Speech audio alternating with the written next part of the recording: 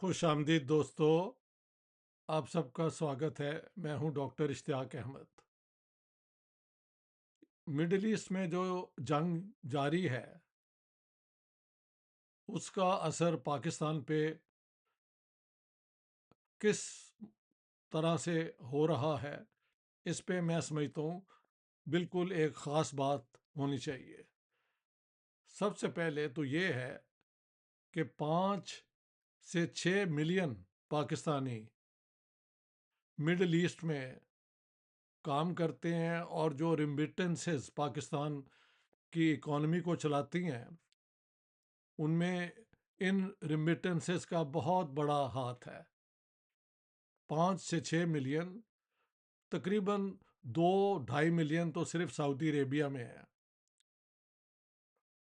تو پاکستان کی government, state, جو بھی آپ کہہ لیں، ایڈمنسٹریشن، بیوروکریسی، فورن سروس، ہاں جی، ان سب کو اس چیز کا بھی خیال رکھنا ہے کہ اتنی بڑی تعداد پاکستانیوں کی جو انکم جنریٹ کرتی ہے اس کے انٹرسٹ کو کسی طریقے سے نقصان نہ پہنچے۔ تو ایران کی بمبارڈمنٹ جو ہے وہ ایران کے حوالے سے بھی سمجھ آتی ہے کہ یہ ان ملکوں میں امریکی اڈے جو ہیں وہ قائم ہیں۔ لیکن عربوں کی میں نے اس میں پوری ڈسکشن سنی ہے۔ وہ کہتے ہیں کہ جی ہم نے اجازت نہیں دی کہ ہماری دھرتی سے، ہماری زمین سے آپ ایران پہ کوئی حملہ کریں۔ لیکن ساتھ ساتھ یہ بھی ٹرمپ نے کہا ہے کہ مجھے وہ جو ہے محمد بن سلمان نے کہا کہ آپ جنگ رکھیں جاری ایران کے ساتھ۔ تو اس قسم کی کانفلکٹنگ ویوز ہیں، لیکن جو چیز بنیادی ہے نا سمجھنے والی، کہ پاکستان کی ٹلٹ اپنے آپ ہی ادھر ہی جائے گی جہاں اس کے 5-6 ملین سٹیزن جو ہیں کام کرتے ہیں اور وہاں سے انکم آتی ہے۔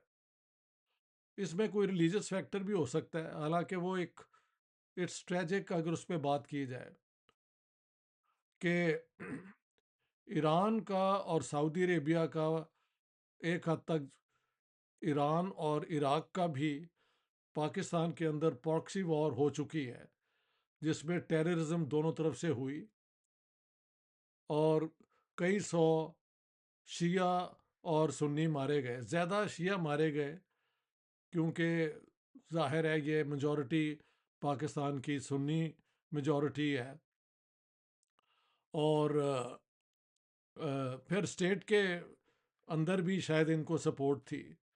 اس پہ کئی قسم کی رپورٹس ہیں، ریسرچز ہیں جو آپ چیک کر سکتے ہیں۔ تو وہ بیک گراؤنڈ بھی آپ کو یاد رکھنی ہوگی کہ پاکستان نے اس جنگ کے دوران سعودی عربیہ کے ساتھ دیا تھا، ایران کا نہیں۔ یہ اس قسم کی ٹینشنز جو ہیں وہ ایگزسٹ کرتی ہیں اسٹیٹس کے درمیان، لیکن پاکستان کوئی ایران دشمن سیاست بھی نہیں کرتا، نہ ہی ایران کی سیاست نیسسریلی اینٹی پاکستان ہے۔ ان کے درمیان مس انڈرسٹینڈنگ ہو سکتی ہے، یہ سیکٹیرین ٹینشن بھی مانی جا سکتی ہے، لیکن پاکستان کو تاریخی طور پہ اگر ہمارے رولرز کو کچھ عقل ہو اور کچھ ان میں ہمت ہو تو وہ اس جنگ کے دوران نہ صحیح جنگ کے بعد کوشش کریں کہ مڈل ایسٹ کے اندر ایک نیا قسم کا فریم ورک بنے، جس میں بجائے ایران اور عرب ممالک ایک دوسرے کے دشمن ہوں، یہ ایک دوسرے کے سپورٹر ہو سکتے ہیں جیسے نیٹو ہے۔ اور البتہ ایران کو اپنی ریولوشن ایکسپورٹ کرنا، سیکٹیرینزم جو ہے، جو انہوں نے لبنان کے اندر استعمال کی، سیریا کے اندر بھی یہ کر رہے تھے تھرو بشر الاسد، ہاں جی۔ تو یہاں پہ سیکٹیرینزم کا بھی بڑا رول ہے مڈل ایسٹ کی سیاست میں۔ جب امریکہ نے صدام حسین کی حکومت کو ختم کیا تو ایک طرف سے تو صدام حسین واز گون، اور وہ جو سنی ڈومینیشن تھی وہاں پہ عربوں کی، عراق میں ختم ہو گئی. لیکن اس میں جتنی جانیں گئیں، 1 ملین لوگ مارے گئے ہیں کم از کم. الٹیمیٹلی بیلنس آف پاور میں اس کا فائدہ ایران کو ہوا، کیونکہ ایران، عراق کی میجورٹی جو ہے وہ شیعہ ہے اور ان کی لیننگ ایران کی طرف ہے. اسی طرح ایران کے اندر بھی 5 سے لے کے 25% تک لوگ بتاتے ہیں مجھے کہ وہ سنی مذہب سے ان کا تعلق ہے. ہم نے کبھی نہیں دیکھا ایران میں کبھی بھی کوئی منسٹر، یہ جو آیت اللہ اور ان کی حکومت کے بعد کبھی وہ منسٹر بنا ہو.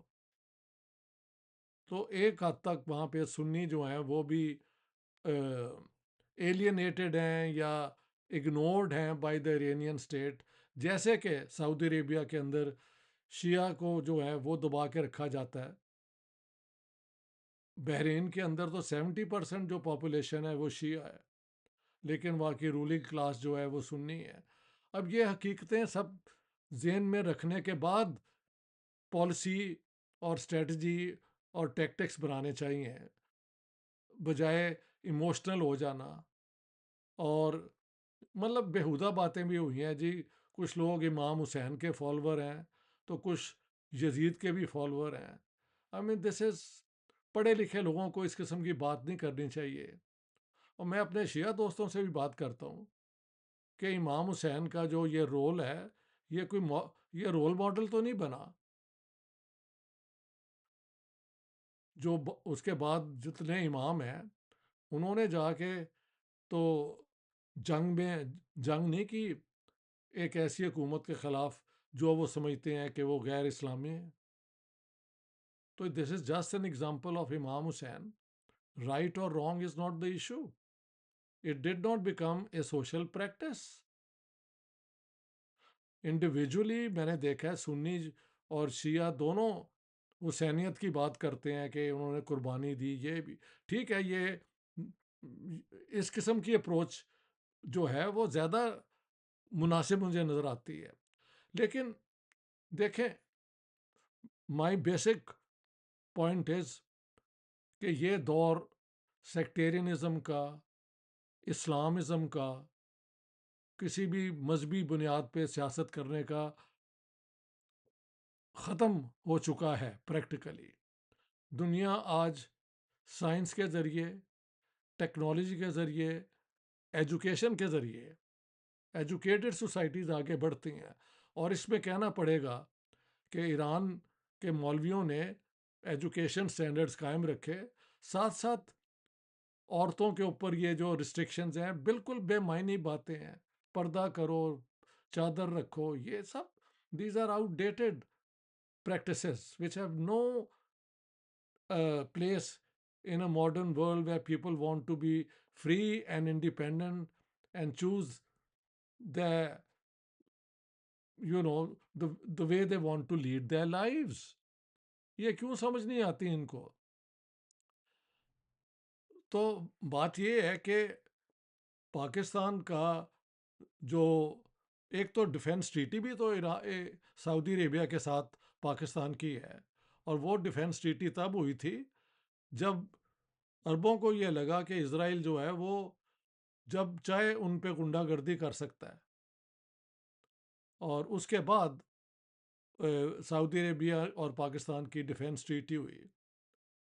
تو پاکستان کی پوزیشن جو ہماری لیڈرشپ ہے، اگر یہ عقل سے کام لیں تو they can play a very positive role کہ یہ سیکٹیرینزم کو ختم کیا جائے. مذہب، اب یہ پرابلم پاکستانی اسٹیٹ کا ہے کہ یہ تو بنی مذہب کے نام پہ اور اسی کارڈ پہ یہ چلتے ہیں. لیکن ہماری رولنگ کلاس کی زندگی جو ہے وہ بالکل جو اسلام کے اصول ہیں یہ ہیں اس سے بالکل بہت دور ہے. Every body knows that. لوٹ مار کی یہ ساری ایلیٹ ہے ہماری. انہوں نے کبھی کوئی ایسا نظام نہیں بنایا حسینیت پہ یا حضرت علی کے کہنے پہ یا حضرت عمر کے کہنے پہ جس میں غریبوں کی، یتیموں کی ہاں، بیماروں کی علاج کا کوئی انہوں نے خیال کیا ہو؟ سب لوٹ مار کی بات ہے، صرف لفاظی ہے۔ ہاں جی، ماتم کے وقت پیٹ لو، چھریاں مار لو، ادھر نعرے مار لو، اور بس وہاں پہ بات ختم ہو جاتی ہے۔ They have nothing to offer to the modern period. جو مجھے سمجھ آتی ہے، لوگ مسلمان تو ہیں اور رہیں گے، کلچرلی رہیں، پریکٹسنگ رہیں، this should be left to the individual. State کی اس کے اندر انٹرفیئرنس، انوالومنٹ نہیں ہونی چاہیے۔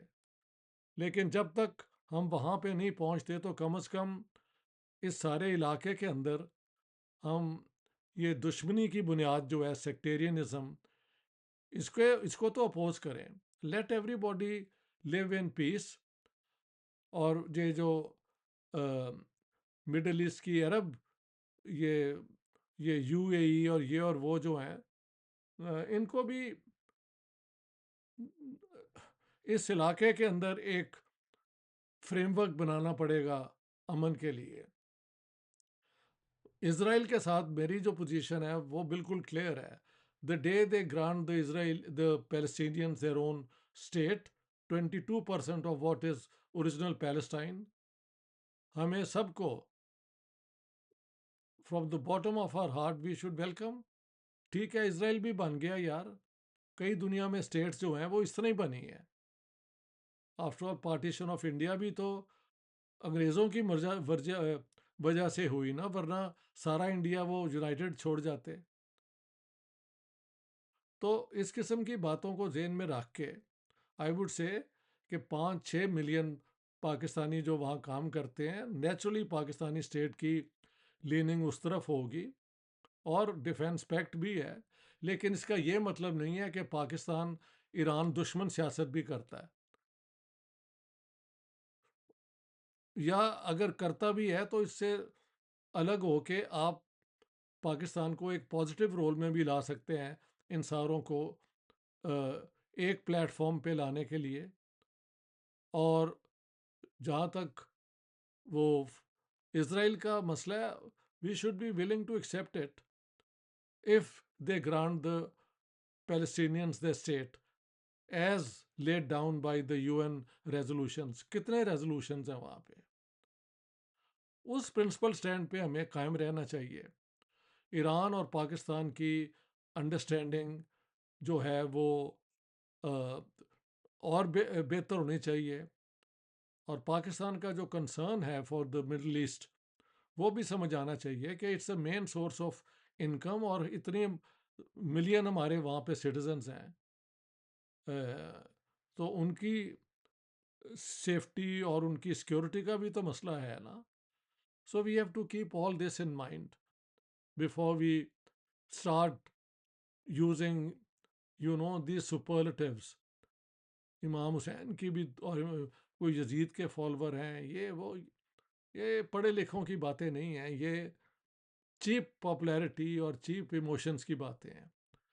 وی need people who can detach themselves, look at the facts in hand, and then come up with an analysis and چند prescriptions کہ یہ کیجئے، یہ نہ کیجئے۔ Thank you very much.